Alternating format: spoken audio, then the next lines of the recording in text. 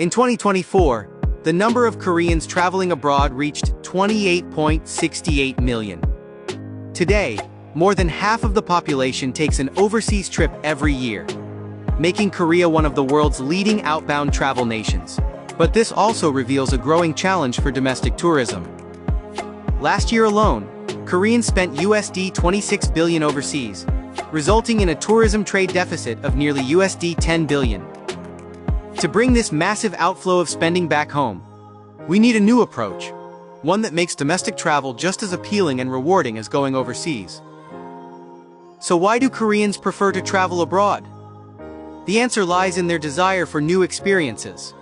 People say they feel renewed when surrounded by unfamiliar cultures and places. That travel gives them stories, inspiration, and a sense of growth. For many, overseas trips have become more than a holiday. They're seen as a meaningful investment in oneself. By contrast, domestic travel often feels more functional, a practical choice to save time or money rather than a source of inspiration. Our research makes this perception clear. When asked how much they're willing to spend on a domestic trip, most respondents said only 30 to 50% of what they'd spend abroad. In short, domestic travel is still seen as less valuable than traveling overseas. Where does this sense of dissatisfaction come from? First, the gap between price and quality. While hotel and dining prices in Korea rival those of global destinations, many facilities remain outdated, services feel standardized, and seasonal rip-off prices still frustrates travelers. Trust in domestic travel has been eroding as a result. Second, a lack of distinctive content. Domestic trips tend to follow the same routine: meals, scenery, cafes, and a few photo spots. Without something new to discover, the joy of travel fades quickly. Finally, tourism is overly concentrated in a few major cities like Seoul and Busan. Many travelers want to explore new destinations, but information and attractions are still limited, leading them back to familiar places. Ultimately, domestic travel has become a convenient yet uninspiring choice. What we need now is to redesign the experiential value of domestic travel.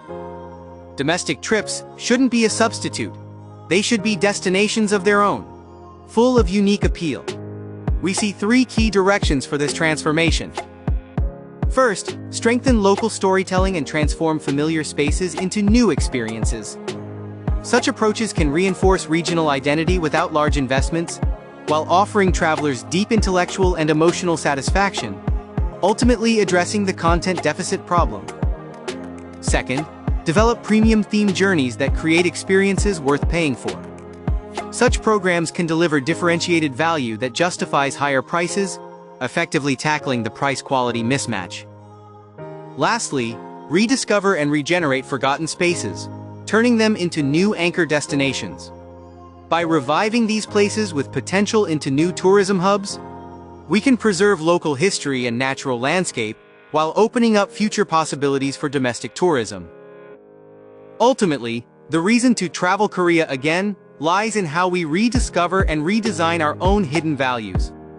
When domestic travel evolves beyond being a substitute for overseas trips and becomes a journey people genuinely desire, Korea's tourism industry will open the door to a new era of revival.